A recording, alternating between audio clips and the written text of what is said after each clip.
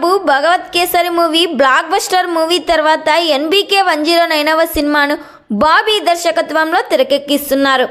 Already ఈ సినిమా shooting 40% complete చేసుకుంది.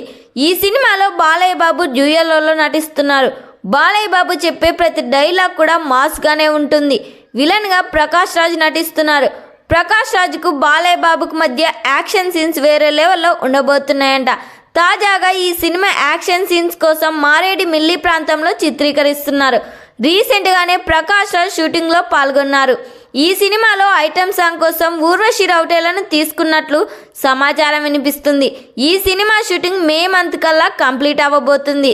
ఈ సినిమా నుండి రిలీజ్ అయిన పోస్టర్స్కి ప్రేక్షకుల్లో భారీ హైపే క్రియేట్ చేసింది.